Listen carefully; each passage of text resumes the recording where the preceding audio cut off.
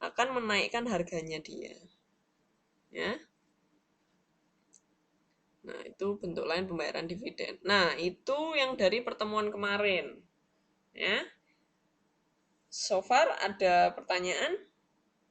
Ini pertemuan-pertemuan akhir-akhir ini sih lebih banyak teori ya. Jadi lebih gampang kalau menurut saya.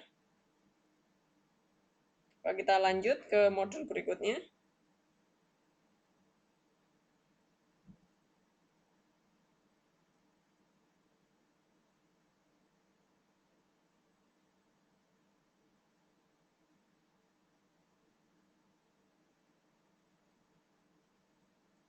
Kalau BEC itu pasar modal yang efisien bukan Bu? Sekarang nggak ada namanya BEC ya, BEI namanya Mbak Yun. Ya, jadi kita kadang masih ingat definisi pasar modal yang efisien nggak? Pasar modal yang mencerminkan informasi saat ini, ya, harga sekuritas itu mencerminkan semua informasi yang relevan. Nah, sebenarnya itu bisa berubah-ubah. Benar, makasih Mbak Fevi. Informasinya relevan. Nah, jadi efisiensi pasar modal itu kadang bisa berubah-ubah. Kenapa? Kadang mungkin hari ini dia benar-benar bisa mencerminkan informasi masa lalu. Tapi kadang-kadang mungkin eh, dia juga bisa melakukan analisis fundamental, ya. Jadi benar-benar harga sekuritas yang dipublikasikan, ya, itu benar-benar kita bisa melakukan forecast dari pasar modal itu, ya. Jadi saya nggak bisa mengatakan kalau sekarang itu kira-kira efisien nggak Bu. Saya nggak bisa menjelaskan sekarang ya. Kalau kalau sekarang saya nggak tahu karena saya tidak terlibat dalam jual beli di pasar modal itu.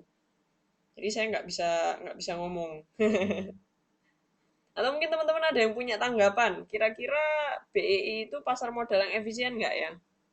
Ada yang punya alasan lain nggak kira-kira? Atau ada yang mau bantu jawab pertanyaannya Mbak In? Yang lainnya, ini kemana ya nih Pak Nano, Mbak Muji, Mbak Sylvia, Mbak Yunita, Mbak Eeng, Mbak Fevi, Mbak Ani. Halo, ada. Ya, yuk, ada yang bisa ngebantu nggak pertanyaannya dari Mbak Suhartini? Kira-kira kalau BEJ itu efisien bukan ya? Udah efisien belum BEI-nya kita itu? Kalau saya bilang sih, so far selama ini Mbak ini ya, BEI ini pendapat saya pribadi ya, tapi ini subjektif banget. Kalau menurut saya BEI sekarang itu sudah mulai efisien. Kenapa saya katakan begitu? Karena banyak eh, manajer-manajer keuangan yang bisa melakukan analisis fundamental dari informasi-informasi yang ada di BEJ. Jadi kita bisa sepenuhnya bergantung dari informasi yang ada di BEJ. Ya. Jadi mengapa saya katakan itu pasar modal? Karena pasar modal itu efisien karena banyak manajer investasi yang sudah bisa melakukan analisis fundamental dari informasinya BI yang ada. Ya. Tapi itu subjektif saya sih. Tapi sebenarnya saya nggak berani ngasih pendapat. Yuk, ada pertanyaan yang lain selain Mbak Suhartini? Kalau nggak ada, saya lanjutkan ke materi yang berikutnya. Mengenai biaya modal. Ya, jadi itu adalah trade off atau keputusan yang sulit ya. Jadi antara keputusan investasi dengan keputusan pendanaan. Ya, ini dilema antara dua keputusan ya. Kenapa kok biaya modal ini jadi masalah ya? Ini teman-teman santai aja ya, kita sambil ngobrol. Karena 2,5 jam dengerin saya ngobrol itu juga mungkin di kupingnya teman-teman bosan juga ya. Jadi santai aja sambil didengerin, sambil dinikmati. Moga-moga saya bisa menjelaskan dengan baik ya malam ini. Jadi keputusan investasi dengan keputusan pendanaan. Kalau teman-teman masih ingat dulu ya, keputusan investasi itu keputusan yang berkaitan dengan penggunaan modal ya. Penggunaan modal. Jadi uang penggunaan dana, sorry. Jadi uang itu mau diapakan, itu ada di keputusan investasi. Sedangkan keputusan pendanaan itu adalah keputusan yang berkaitan dengan cara memperoleh dana. Jadi ini kalau saya ibaratkan dalam sebuah keluarga, keputusan investasi ini yang memegang itu istrinya, ya. Kalau keputusan pendanaan ini yang pegang suaminya. Jadi suaminya ini yang bingung setiap hari jempalitan gimana caranya memperoleh dana, ya. Sedangkan yang istrinya ini kira-kira uang yang didapat setiap bulan dari suaminya ini mau dilarikan kemana, ya. Jadi ini kadang menjadi sebuah tidak hanya di rumah tangga tapi di perusahaan pun dia menjadi perdebatan yang sulit antara keputusan investasi lawan keputusan pendanaan, ya. Nah, sekarang kita bahas satu-satu biaya modal. Kalau modal itu modal sendiri, ya. Modal sendiri itu namanya equity. Jadi cost of equity, ya. Biaya modal sendiri. Nah, biaya modal sendiri ini teman-teman masih akan berhadapan dengan CAPM, ya, atau Capital Asset Pricing Model, ya. Nah, CAPM. Di CAPM ini teman-teman kan akan kembali berhadapan dengan risk atau resiko, ya. Resiko ini keuntungan yang layak untuk sahamnya kita, ya, sahamnya kita. Nah, jadi ketika betanya itu semakin tinggi, ya. Jadi ini kasusnya adalah untuk perusahaan yang menerbitkan saham sendiri. Ya, karena ini modal sendiri, berarti sahamnya saham kita sendiri. Makanya itu saya lambangkan notasinya RI-nya ini sama dengan KE. KE ini biaya modal sendiri, ya. Ya, teman-teman nggak bisa lihat. Nah, jadi itu biaya modal. Jadi, biaya modal itu sangat bergantung dengan berapa resiko dari saham yang kita berikan, ya. Nah, tapi kadang proporsinya teman-teman mungkin bisa lihat di halaman 7.3, ya. Nah, beta itu contohnya kalau di buku kan 1,2. Itu beta dari perusahaan yang telah menggunakan hutang. Tapi mungkin saja proyeknya itu dibiayai dengan proporsi yang berbeda. Jadi kan teman-teman kalau ingat di bagian neraca, ya. Teman-teman kalau ingat ini neraca, di sini itu kan ada aset. Di sini ada liabilitas sebelah kanan. Bawahnya itu adalah equity, ya. Yang dimaksud proporsi itu apa sih? Proporsi itu perbandingan L terhadap E, ya. Kalau ini kan totalnya itu kan harus sama, ya. 1 sama dengan 1. Nah, 1 yang di sisi kanan ini itu pembagian antara L dengan E. Apakah L-nya itu lebih besar? Apakah misalnya saya tulis di sini 0,6 misalnya. Hutangnya lebih banyak, equity-nya berarti kan sisanya 1 dikurangi 0,6 atau 0,4. Itu yang dimaksud dengan proporsi, ya. Proporsi pendanaan.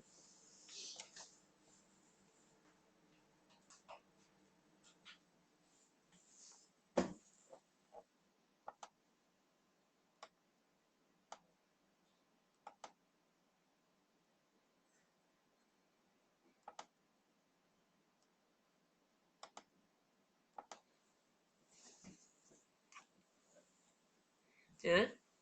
Jadi proporsi pendanaan itu perbandingan antara liabilitas dibandingkan dengan equity-nya. Ya. Di situ cash flow-nya, kita bisa ngitung cash flow-nya. Teman-teman bisa lihat di halaman 7.5, ya. Cash flow-nya Jadi biaya proyek itu dibiayai dengan berapa persen utang dan berapa persen modal sendiri. Itu bisa dihitung dengan rumus yang ini KE ini. KE itu biaya modal ya. Cost of equity itu KE. Ya. B per S itu B dibanding S. Ini L-nya itu utang nih ya. Ini B. Di sini B-nya. Sini S-nya. Berapa banding berapa ya? Hutang dibandingkan modalnya itu berapa? Nah, jangan lupa ada unsur 1 minus T. Ya, 1 minus T. 1 minus TT itu apa? T itu pajak penghasilan. Ya.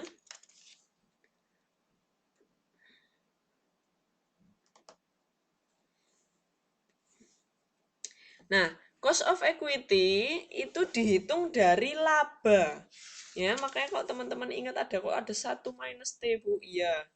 Karena itu dihitung dari labanya, PV laba ya.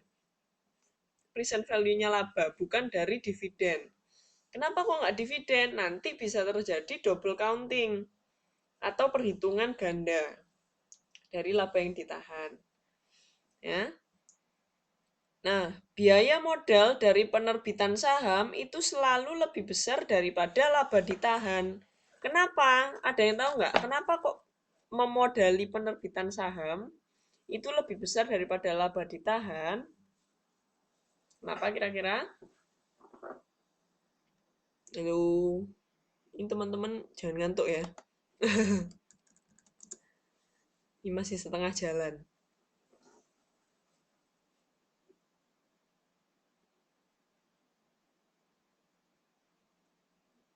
Halo.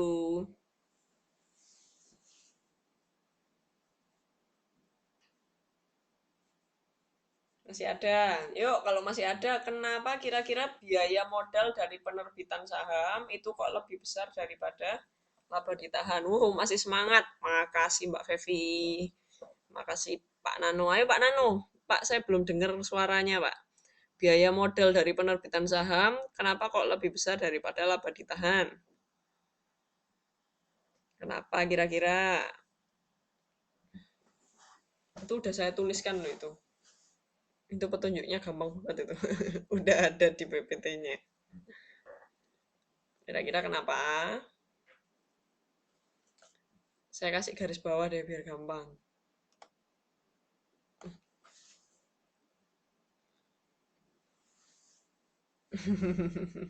Biaya emisinya. Ya, makasih Mbak Ani. Ya, jadi benar ya. Kenapa kok biaya menerbitkan saham itu kok lebih besar daripada pakai laba ditahan? Iya, soalnya dalam penerbitan saham itu ada biaya emisi. Nah, saya balik lagi ke neraca yang tadi. Ini saya gambar neraca ya. Nah, biaya modal ini saya bikin di sini ya, E. Nah, teman-teman masih ingat nggak unsur-unsur yang ada di dalam sini? Ini ada saham biasa. Bawahnya lagi ada laba di salah, maaf. Di atas ini biasanya ada saham preferen dulu, saham biasa, lalu laba ditahan. Ya. Nah, biaya modalnya untuk saham-saham ini itu lebih besar daripada laba ditahan. Kenapa? Karena dalam menerbitkan saham, itu perusahaan itu harus membayar namanya underwriter. Underwriter itu yang penjamin emisi, ya. Jadi yang menjamin ketika saham itu go public, siapa yang menjamin kalau sahamnya itu bakal laris dibeli pasar semua? Nggak ada kan? Yang menjamin itu namanya underwriter. Nah, underwriter itu juga dibayar namanya biaya membayarnya namanya biaya emisi atau biaya mengeluarkan mengeluarkan saham ya. Nah, kalau ada biaya emisi tentunya biaya modalnya itu menjadi lebih tinggi, makanya perusahaan lebih memilih untuk menggunakan laba ditahan ya. Sampai di sini paham ya konsepnya biaya modal? Saya lanjutkan ya.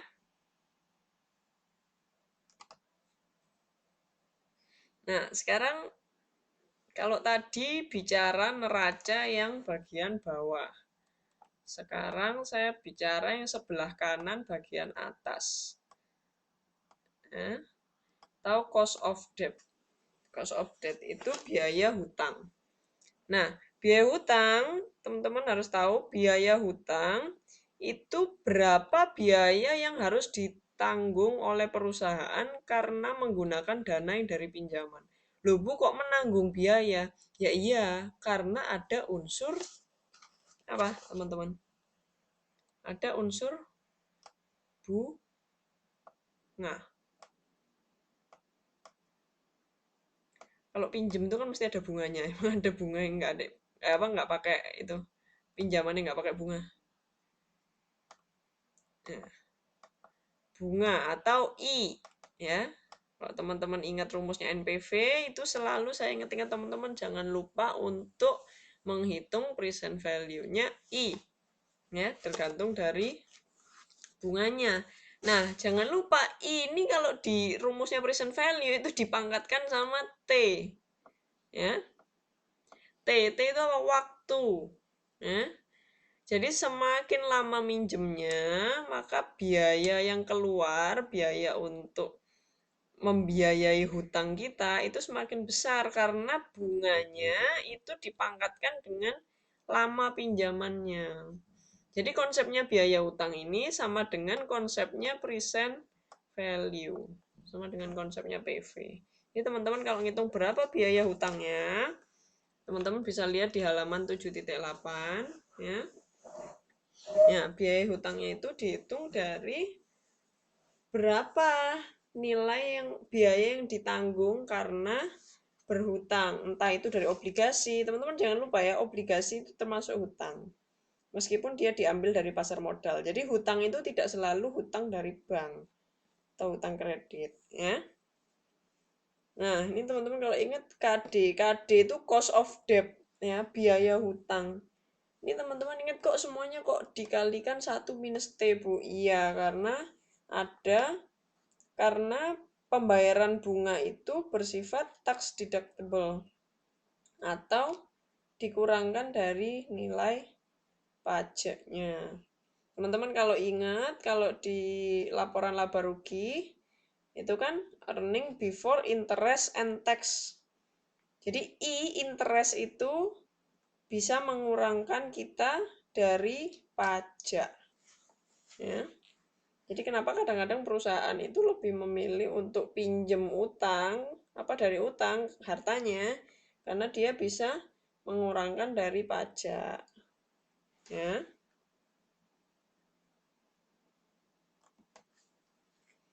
Nah, berikutnya.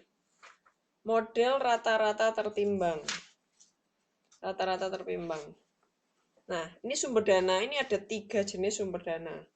Ada dia menerbitkan saham baru, ada dia pakai laba ditahan, ada dia yang dengan hutang. Ini komposisinya ini maksudnya tadi ya. Jadi berapa persenannya. Ini kalau di total pasti harus jumlahnya sama dengan 1 ya. Jumlah dari itu. Nah, ini di soal contohnya komposisinya 0,4, 0,3 sama 0,3. Ya. Saham sama laba ditahan tadi kita bisa hitung dengan cost of equity atau KE tadi ya. KE, biaya modalnya setelah pajak ya, KE. Nah, yang kedua dengan utang. Utang itu apa tadi? Hitungnya KD. Ya. Nah, rata-rata tertimbang. Nah, ngitungnya apakah berarti biaya modalnya itu berapa Bu? Apa dijumlahkan semua? Enggak. Dia harus dikalikan. Ya, dikalikan dengan komposisinya. Jadi 19,6, teman-teman lihat kalau di saham yang baru ya. Itu kan biaya modalnya 19,6. Berarti 19,6 dikalikan 0,4. Hasilnya 7,84. Terus yang kedua, kalau dengan laba ditahan. Kalau dengan laba ditahan, biaya modal setelah pajaknya 19%. Ya, 19% dikalikan 0,3 hasilnya 5,7. Ya. Begitu juga dengan utang. Utang komposisinya 0,3 atau 30%. Ya. Kalau misalnya saya gambar, gini, gini, gini.